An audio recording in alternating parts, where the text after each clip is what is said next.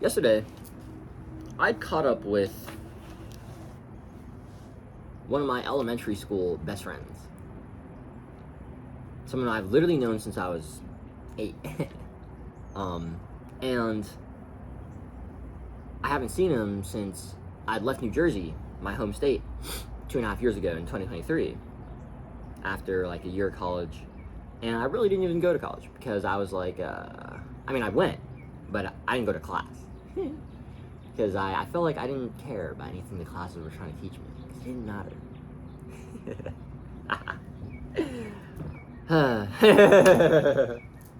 You know, it's interesting. I was a physics major at the time. I love physics. And I always have, and I always will. But I was so disconnected from my true desire and my true heart, my true passion, which is making things and helping people from those things. For me, if wisdom stopped in Jaden's nervous system, it never felt like enough, if I'm gonna be honest. Now I understand, oh yeah, that's just an incompletion in the alchemical sequence, right? Wisdom entered Jaden, that's receptive transformation, but it didn't exit back out, back into reality, back into the world, the universe. That's the active or expressive transformation process, right? That's one process, two kind of like points in the process, but it's one thing, right? Transformation enters the human as like a channel, as like a conduit, and then goes back out. You know what I mean? It's pretty cool. But that's what we're here to talk about. It was awesome catching up with him. His name is Bakari, but we've always called him BK. And he goes to Clark, Atlanta. And so when I moved, from went from Jersey down here to, live with my dad, because I was just like so lost, and I was like, all right, I don't know what I'm doing, but I can try something. So I was just like, all right, fuck it. So I came, and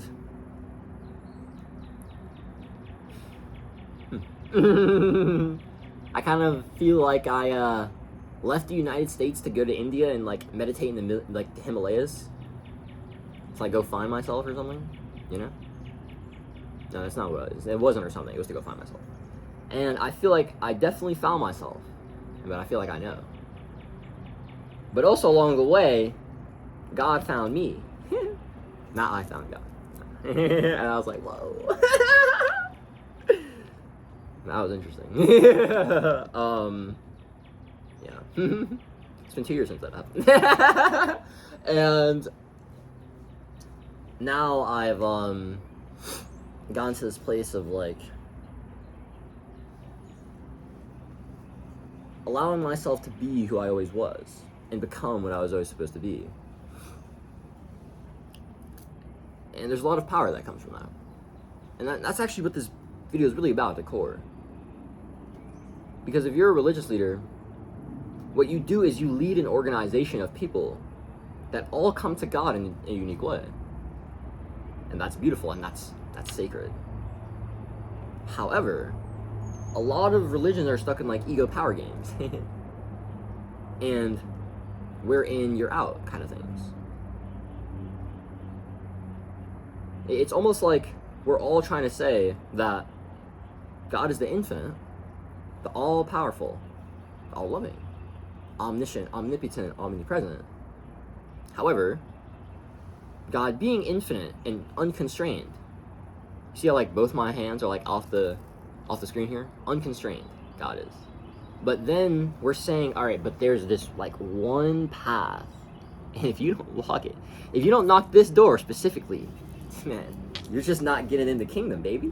You know what I mean? It's like there's no point where it's like celebrate good time. Come on, let's celebrate. You feel me? Like you're not dancing in heaven with us. You're going to hell. It's like, whoa, I thought God was love. What's up? You know what I'm saying, dog? It's like, what are we talking about? And this, I can't lie, like, this really gets me kind of, like, riled up. Because I grew a fundamentalist. I grew up, not in, crazy dogma, but my grandparents are deaconess of the church. And they never really imposed anything upon me. I never, was forced to read the Bible. I only, had to go to church up until I was 6 because I was just, too young. And I'm very grateful for that. Extremely. But unfortunately, I always grew up in like a spiritual system that never felt fully right to me. I never felt like I should fear God. Like that didn't make sense to me. Like God is always here to like protect me and to like help me. Like I always just knew that at like a nervous system level, at just like an inner like knowing conviction. And I actually have this like distinct memory with one of my like elementary school friends. And we were in like class in 5th grade, or no, after school 5th grade actually. And we were just like, it was kind of like that point where the kids who didn't get picked up on time, because I basically, for half the week when I was at my my mom's house, my dad's house. So like throughout middle school, I would like my parents aren't together and they haven't in my life. And so throughout middle school, I would go 1 week with my mom or my grandparents and then another week with my dad. And the weeks I was with my dad, my stepmom would pick me up, and I was always in like the late crowd then because she was always working, and my dad always worked later than her. And so whenever I was there, you know, me and my guy, we'd always like be there chopping it up, playing Yu-Gi-Oh, playing Pokemon and shit. You know what I mean? Real nigga shit, feel me? And so one day, I don't remember how this came up because it didn't matter, but I remember we kind of got to this point of like me questioning like why fearing God made sense. I think he said like something about like fearing God or like the fear of God or like I fear God or something. I don't remember what it was exactly, honestly. And I won't act like I do. But all I remember was that what he tried to say and justify to me, now granted, we're 10, 11 years old. So like obviously his articulation wouldn't have been that great. But the fact that he had something he wanted to articulate is more of my problem. It's like, why do we even posit that we have to fear God? And it's because, you know, like a book tells us, and I understand, or people tell us, you know what I mean? And it's like, in my opinion, that's all whack. Because really, that's like, you know, if we're gonna be honest, that's really demonic entities whispering to you. You know what I mean? That, nah, you gotta be scared. It's like, bro, if you're always afraid that you can fuck up with God, you're not enough for God, you can do wrong, you'll never be perfect, and that if you don't have the right beliefs in your mind, you're damned forever. Like, you're always going to be living an existence that's like kind of fucked at the like metaphysical level. Do you know what I'm saying? And honestly, I'm not really here to stand for that, if I'm going to be honest. Like, in my opinion, that shit is whack as fuck. Like, super whack. And so like all dogma always makes me fucking cringe inside and make me feel like, you know, like I want to punch things, because it's not true. Now, I'm all about religion, like for real. I'm a very, very proud Christian mystic, but I'm never gonna identify with fundamentalism, because any like belief of outsourcing any power to Jesus is like that's idol worship. Jesus isn't God. Jesus was a unique expression of the one, just like all of us are. Jesus said we would do greater things than him. Is that because he was like better than us, but like we could never get like to his level, but like he said we would actually have greater like feats than him? Like, how does that make any sense?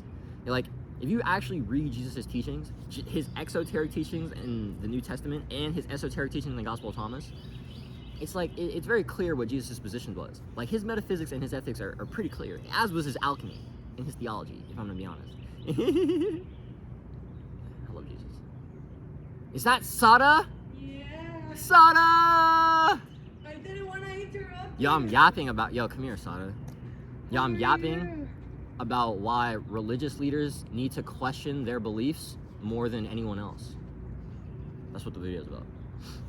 I was yapping about Jesus, though. You know what I mean?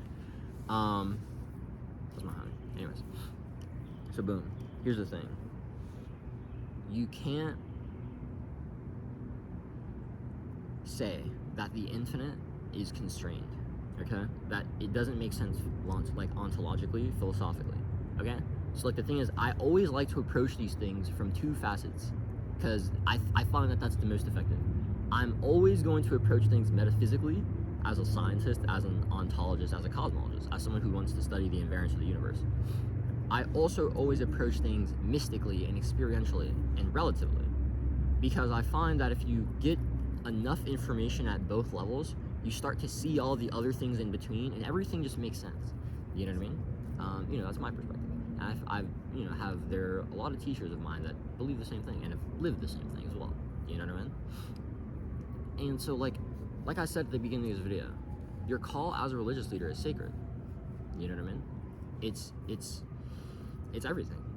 Because the reason that we all have religious organization and like unique appeal, to paths and to organizations and to ways of devotion and ways of expression or ways of, seeking. Like, we have ways that we come to God's truth in different ways, and God's joy in different ways, and God's presence in different ways, and God's desire in different ways. Like, there are all these facets of the infinite that we kind of like all usually have different approaches to, and we can kind of relate to people that are like us. It's usually never like one-to-one in terms of like, oh yeah, you're 100% like me, because that's not how it works. And that's okay. But what you can get is people that are like very, very close to you, like the same kind of like build, you know what I mean? Same temperament at that level, at that thing, right? And those relationships are super powerful because they serve as mirrors to who we are, right? In ways that other people who don't relate to us in certain ways can't, right? Someone who walks my same spiritual path in terms of like Christian mysticism is always going to relate to me more than someone who is like a Buddhist philosopher, and that's like their primary devotion. I can respect that and I can feel that, but it's like, man, anyone who's about Jesus, like, yo, like, come give me a hug, baby. You know what I'm saying? I'll give a hug to anyone, but it's like, like, Jesus is my guy. And that's just always how it's going to be for me. For like my alchemy, I practice a specific kind of alchemy, and it's not for everyone. I like to practice alchemy through heat and through coherence under pressure. And there are certain kinds of people that rise when their back's against the wall and who can't sit still and want to fight. And there are other people who kind of more so like to go with the flow and act from that place. I'm not really one of those latter people. You feel what I'm saying? And so I don't try to act like I am. We all have like these different ways of approaching reality and understanding God and understanding ourselves. And that's beautiful, because that's the point. Like, differentiation and uniqueness exists for a reason. But we often get like stuck in our perspectives, which is what a lot of the time happens if we fall into a frame that like our perspective in terms of like what our religion deems as truth is the only way of like knowing the infinite or knowing God or coming to God's love. Like, it's like an ontological fallacy. Like, mathematically, the infinite can't be constrained by a finite medium. Like, we can't say that God has infinite power, but then God can't really do anything if you are like, just fucking around and you don't want to come to God. It's like, those things, like, I could break down free will to you, but I'm not going to right now. In another video. But like, that's not what we're talking about here. Okay? Those things don't coexist at that level. It's either God has all power or God doesn't. It's like, you just know what I'm saying? And that's how it is. And here's the thing. Love is the all-powerful. The problem is that we've projected what we believe God is as like human beings. Some like deity sitting in the sky, sitting in heaven, like judging us, being like, yo, if you're not like doing this, like you're not getting to the gates. It's like, yeah, but like that's not how it is. I'm sure there are spiritual realms that exist like that. I'm sure. But, like that's not the absolute. Because the absolute has no form. The absolute is beyond form. Beyond any manifestation, because the absolute is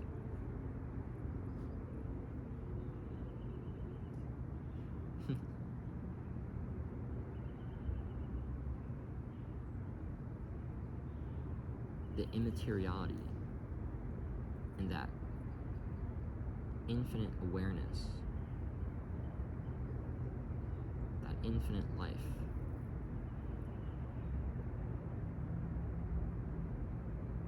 That all those things come from. Hold on, let me like pull this out real quick. I'm about to cook.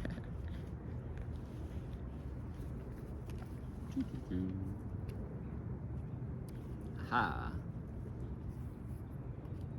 thou proton ginaon akineton. The unmoved mover. See, Aristotle, like purely logically, arrived at the conclusion that reality has to be moved by a first mover that does not move. And the thing is, just like, look at this in physicality. It's like, I mean, Newton's physical laws like reflect this. This is like the law of inertia. An object in motion stays in motion, or an object at rest stays at rest unless acted upon by an outside force. Like, this journal isn't going to move unless I pick it up. The same thing happens at all levels of the reality. Your awareness, your beliefs, your frame won't move unless you move it, or unless someone else moves it. That's kind of what I'm doing right now. I'm moving it for you. So that I can train you to move it for yourself. That's the point. But the thing is, there was a first mover. Right? We're all just playing this cause and effect game, duality. I don't have it on here. Oh man, it's in my other journal. Maybe I'll put an image up on here if I feel like it. I don't know, probably not. But basically, you could think of reality as cyclical, and really, it's more like cyclical in terms of a ascending spiral. But let's just stay 2D for now. It's helpful. Think reality as cyclical. This is the universe. Cause and effect, cause and effect, cause and effect. But there's actually one cause that put all of the cause and effect into being. And that same principle of the first cause putting into effect all of the other causes is ontology kicking into effect cosmology in ethics and epistemology and ethics and all the other things, you know what I mean? And theology and alchemy and living paradox and all the other interior sciences and all the beautiful things of life. But there's this first cause here. And absolutely that is the one. But within our own unique ontologies, within everything, everything has a unique ontology that permeates from the one ontology, the infinite. From truth, from goodness, from beauty, from life itself. From actus purus, as Aquinas would say, pure actuality.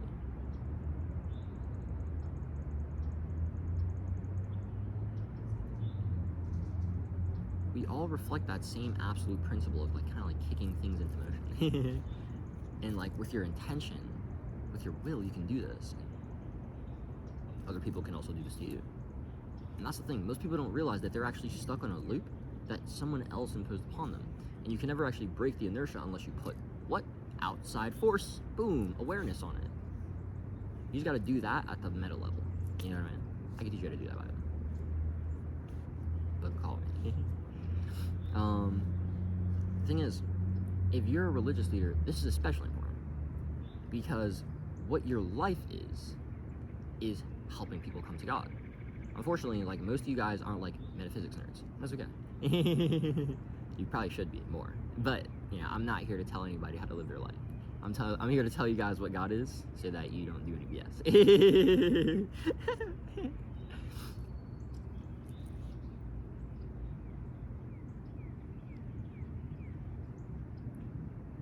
Questions are how we stop the cause and effect cycle. It's us putting our awareness, it's now is this actually true? Does this really serve me?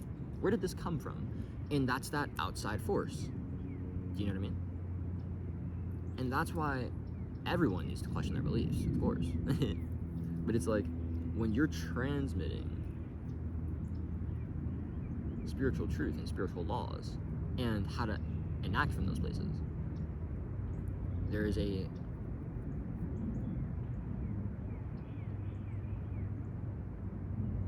level of rigorous devotion that is required. If you don't want to just talk about this, but really be about it. And I found that rigorous devotion comes from not wanting to sound right externally. It's because more than anything, you want to humble yourself to the absolute truth. And that's something you can't find anywhere else but inside.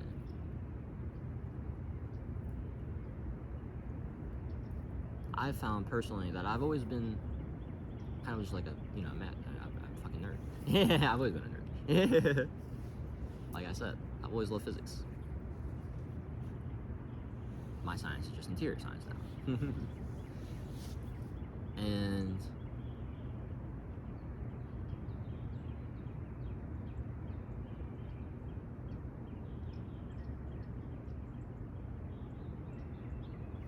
I found that in my observations, there's often one core problem. There's a cause and effect loop that actually isn't aligned with how God made you. And the reason that you aren't able to stop it is because you don't know that you can, or you don't know it exists. And so you're either unaware that it's a cause and effect loop, you're either unaware of the belief, so you're not even conscious of it, or if you are, you don't know what to do with it. And both of those are separate problems.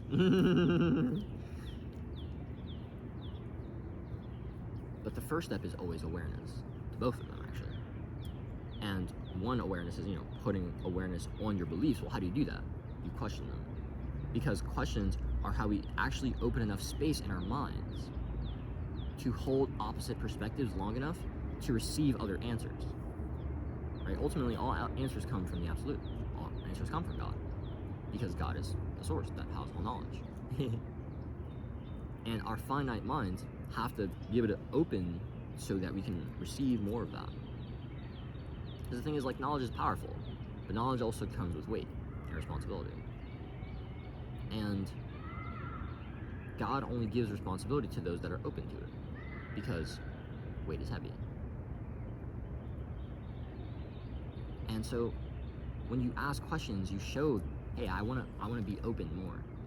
I want to expand my frame. I don't want to just believe the same things or feel the same way or act the same way. I want to be more, because I know that moreness is actually my devotion to you, God. It's me trying to get as close to your infiniteness within my finite expression as I can. And so open me, please, God. And I found that most people, because they're trapped in their frames theologically, they can't do that because they can't ask. But in my opinion, you need to ask the most. Because this is your fucking life. As it is everyone's, but you're a transmitter. And I know about this. But I'm not a biased transmitter like you guys, because I don't play the religion ego games, because I don't care. So we're... Yo, the sun is so beautiful. Oh my gosh. Wow. Sada!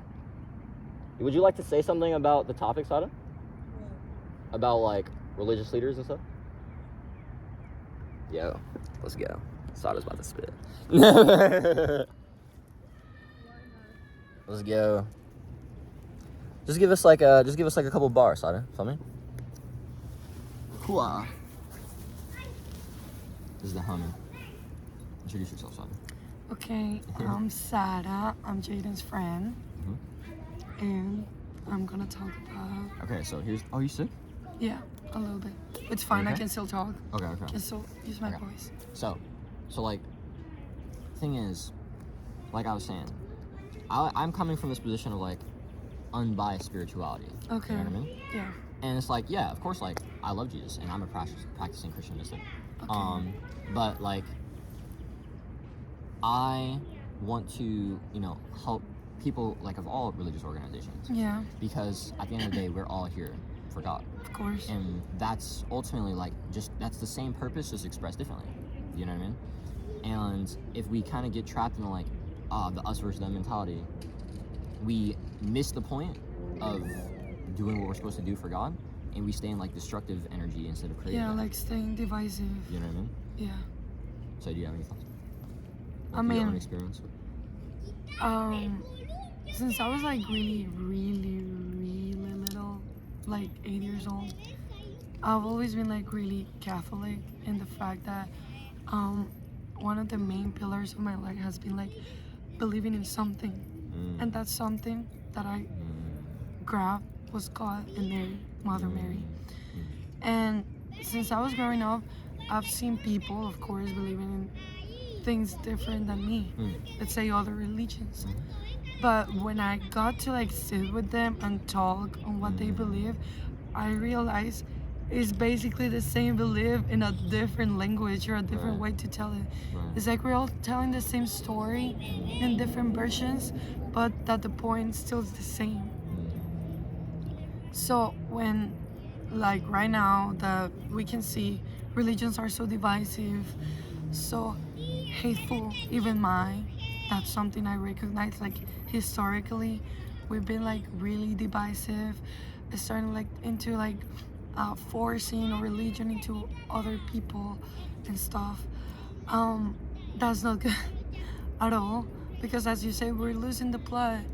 And I feel like all the religions I know of, every belief is based off love, and that's something I always notice, because like everything people do, almost everything people believe, at a certain point, even if it's nocive or if it's like harmful, it is rooted out of love. And I feel like that's where we're losing the plot. Like we don't realize, like you know, that's our main pillar. That should be like earth rules, love rules earth. Love rules everybody. Even when you do something wrong, it's rooted out of something that you love.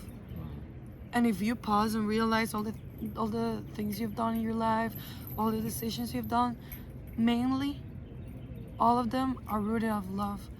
And I think like with our situation, like the situation the world's in right now, being more divisive is harmful for everybody, because whatever you believe in, whatever God, like whatever face you want to put on God, whatever form you want to put on God, it's still the same. God is the creator.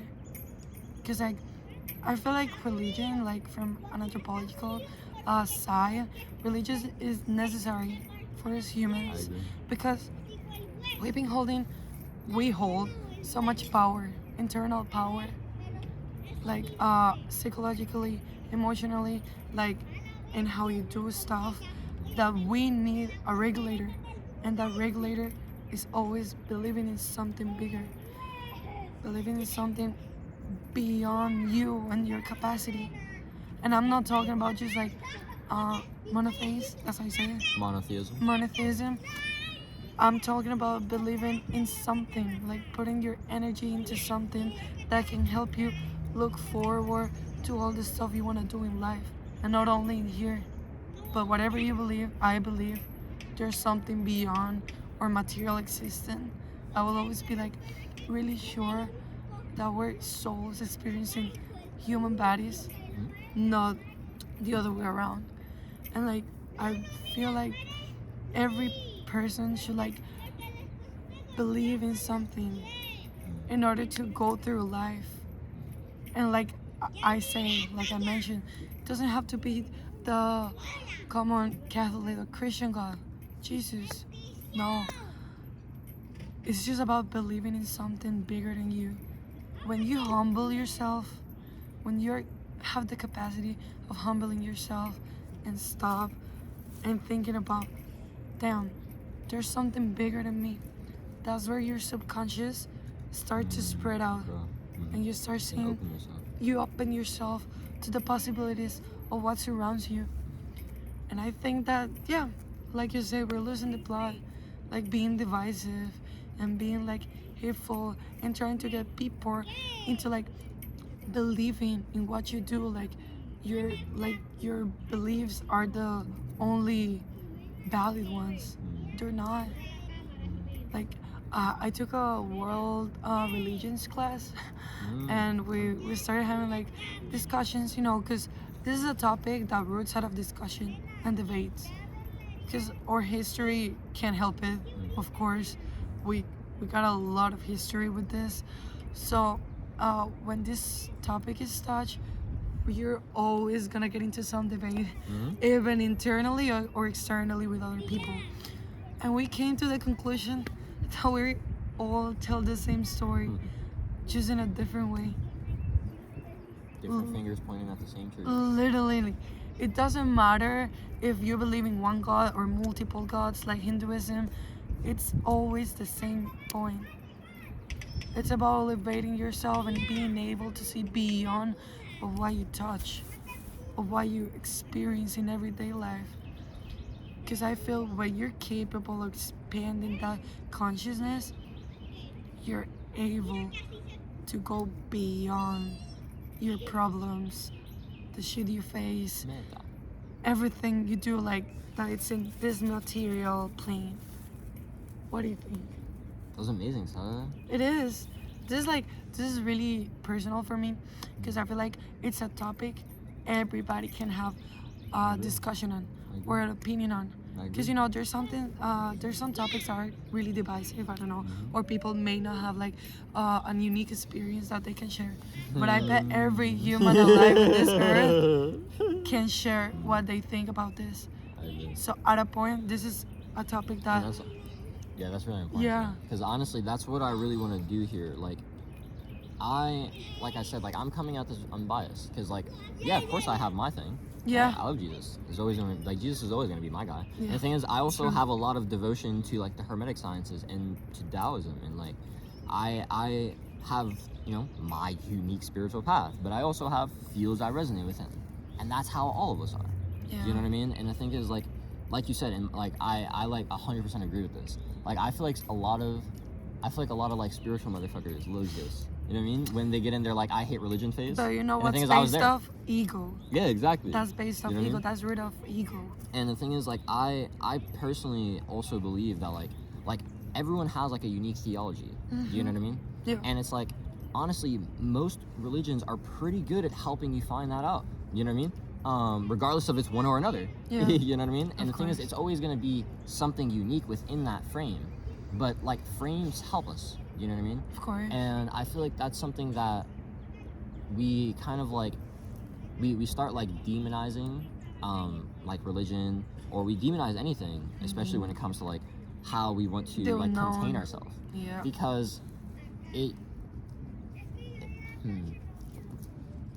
can be threatening when we want to like stay inside of a Go for certain like some, like belief set or just like action or like lifestyle. Yeah. Or like the thing is, we say that we want things, but it's the ego. It's like the contrasting principle in your mind going Yeah. against you that wants to keep you and wants to resist from your soul's evolution. And so like that's that. It's always there. And the thing is, most people don't realize that that's actually not them, and they have to fight it. And they have to like spiritual warfare is always first in here. You know what I mean? And the thing is, that's why like a lot of like negative entities can even affect the world through us. It's because inside we've kind of allowed the space for them to do that, because like we've fallen out of alignment with truth, with love. That's like what sin is. You know what I mean? But it's like, it's not that we can't ever come back. It's not that like God is like, yo, you gotta like pay me to a certain debt. No. God's love is always like right here. It's the only thing that's real. Yeah. You know what I mean? That's right. And all we have to do is like shift our awareness and like come back to it. I mean, that's what repentance actually always meant, like in the Greek and like what Jesus was teaching. It was about bringing your mind and your heart back to God's truth and God's love. And a lot of the time that can come in like service, and that can come in giving of yourself of. And the thing is, I feel like a lot of people struggle with, how do I actually act beyond myself if you don't have the mental frame that Yeah. you have to act beyond yourself because it fits right for you in this way. Do you feel what I'm saying? Yeah. And the thing is, people try to impose, this is the way it fits right for me on the other people, but it's like, but that's not everyone's thing. You know what I mean? And the thing is, like, everyone does that in like different ways in life, regardless of its religion, or regardless how you work, Whatever, yeah. or your sexuality, or anything. Anything You know what I mean? that composes you. Exactly. And because of that, we're, like you said, we're stuck in these like this what was it we were saying? What? Limits. No. You said it starts with a D.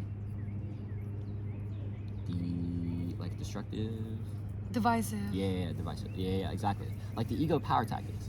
Yeah, You know what I mean? that's true. And the thing is, like what you were saying about ultimately it's all for love, right? And the thing is, we don't realize that our fear is because we're acting out of losing something that we feel like we love. We love. And oftentimes that's not, really love. That's the ego's distorted perception of it. Yeah. Because if it was really love, it would be all allowing and it would be freeing. Of course. It would be like It won't overflowing and hold you life-giving. into it. Exactly. You wouldn't feel like you needed it to be, complete. You won't feel like you will lose it in order to get something else. Exactly.